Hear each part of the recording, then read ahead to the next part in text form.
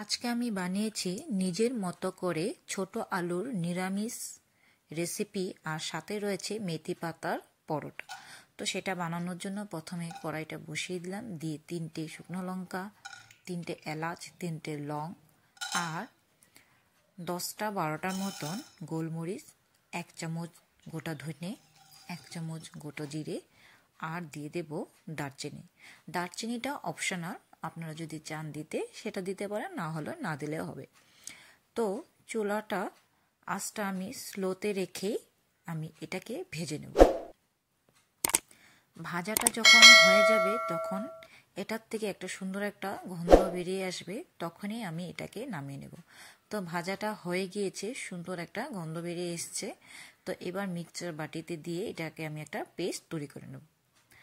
তারপর রেসিপিটার গ্রেভি বানানোর জন্য এদিকে আমি একটা পেস্ট তৈরি করে নেব। তার মধ্যে দিয়ে দিলাম 10-12টার মতো কাজু বাদাম আর 2 চামচের মতন মগজ দিয়ে এটা একটা গ্রেভি আমি তৈরি করে নেব।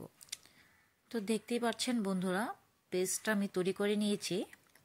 তারপর এদিকে আমি কড়াই বসিয়ে দিয়ে রিফাইন তেল দিয়ে দিলাম। রিফাইন তেলটা গরম হয়ে গিয়েছে, রান্নাটা আমি রিফাইন তেল দিয়েই করব।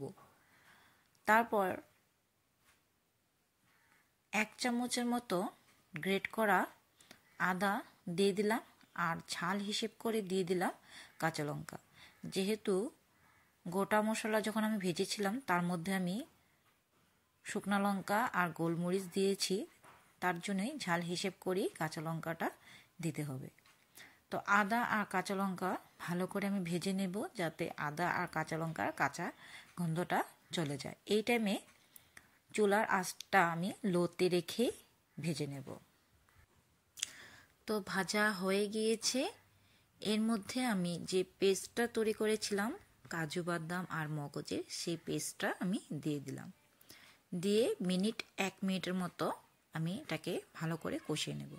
তো মিক্সির বাটিতে লেগেছিল, তার জন্য মিক্সির বাটিতে অল্প জল দিয়ে বাটিটাকে ধুয়ে সামান্য জল দিয়ে দিলাম। দিয়ে 1 মিনিটের মতো আমি এটাকে ভালো করে লাড়াচাড়া করে আমি কষিয়ে নেব।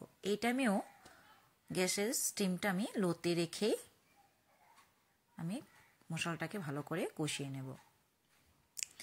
1 মিনিট মতন কষানোর পর তার মধ্যে আমি গ্রেভির জন্য দিয়ে দেব জল। জল দিয়ে 2 থেকে 3 মিনিটের মতন আমি রান্নাটা করে নেব। তারপর এদিকে আমি একটা প্যান বসিয়ে দিলাম, দিয়ে তার মধ্যে 1 চামচ দিয়ে দিলাম বাটার। দিয়ে আমি আগের থেকে ক্যাপসিকাম ছোট ছোট করে কেটে রেখেছিলাম আর টমেটো ছোট ছোট করে কেটে রেখেছিলাম। সেই ক্যাপসিকাম আর টমেটো দিয়ে 1 থেকে 1.5 মিনিটের মতন গ্যাসের স্টিমটাকে লোতে রেখে এটাকে ভেজে নেব। 1 থেকে 1.5 মিনিট পর ফিরে আসলাম, ভাজা হয়ে গিয়েছে। এবার নামিয়ে নিচ্ছি। নিয়ে দেখুন রান্নাটাও হয়ে গিয়েছে।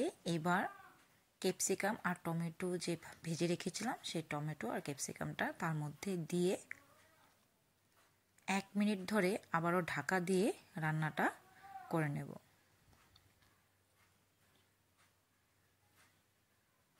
ঢাকা দিয়ে দিলাম। 1 মিনিট পর ঢাকাটা তুলে তারপর গরম গরম সার্ভ করব। 1 মিনিট পর ফিরে আসলাম, ঢাকাটা তুলে নিলাম। এবার আমি সার্ভ করে দেব। যদি আমার এই রেসিপিটা ভালো লাগে তো অবশ্যই লাইক, কমেন্ট, শেয়ার করুন। আর আমার এই নতুন চ্যানেলটাকে সাবস্ক্রাইব করতে একেবারে ভুলবেন না। তো রেডি হয়ে গিয়েছে আজকে আমার নিজের মতো করে তৈরি করা ছোট আলু রেসিপি। এখন আমি গরম গরম সার্ভ